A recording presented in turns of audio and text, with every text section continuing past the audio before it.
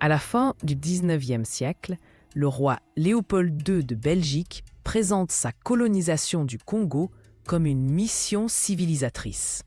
Sous prétexte d'apporter la modernité et la religion, il établit un régime d'exploitation brutale.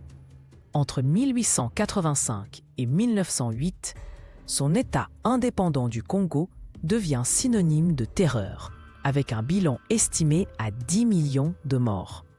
Les ressources naturelles, notamment le caoutchouc, sont pillées sans merci.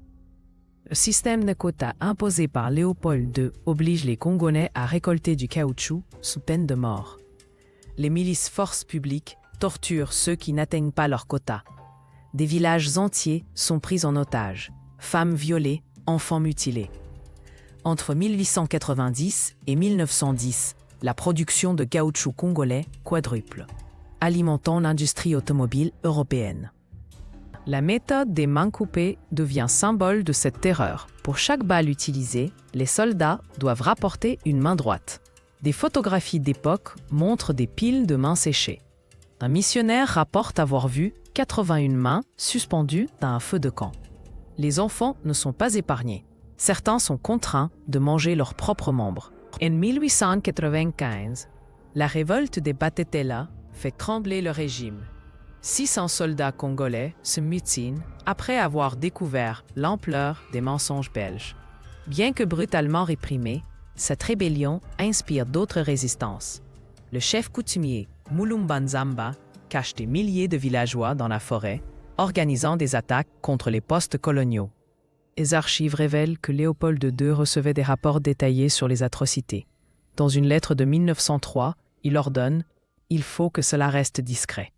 Il empoche personnellement l'équivalent de 1,1 milliard d'euros actuels grâce au caoutchouc. Son système tue 50% de la population dans certaines régions.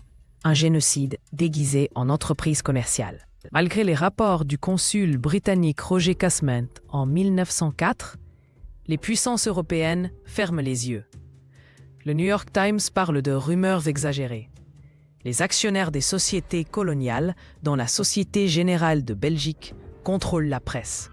Seul l'écrivain Mark Twain dénonce ouvertement ce crime contre l'humanité en 1905. Le missionnaire suédois Eve Sjöblom photographie en secret les mutilations. Son témoignage devant le Parlement britannique en 1907 choque l'opinion. J'ai vu une mère pleurer son enfant dont on avait coupé les pieds. Ces preuves poussent finalement la Belgique à reprendre le Congo à Léopold en 1908, mais sans poursuite judiciaire. En 1959, à l'approche de l'indépendance du Congo, des tonnes d'archives sont brûlées à Bruxelles. Les dossiers restants révèlent que 80% des documents ont été détruits. En 2001, une commission d'enquête belge conclut à des violences excessives, mais évite le terme de génocide. Aujourd'hui encore, les archives coloniales restent partiellement inaccessibles. Une étude démographique de 2018 estime que la population congolaise aurait dû être 3 fois plus nombreuse sans la colonisation. Certains villages ne se sont jamais relevés. Les pratiques de mutilation ont laissé des traumatismes transgénérationnels. Pourtant, aucun manuel scolaire belge ne mentionne l'ampleur réelle de ces crimes jusqu'en 2020. En 2020, le roi Philippe de Belgique exprime pour la première fois des regrets sans excuse officielle.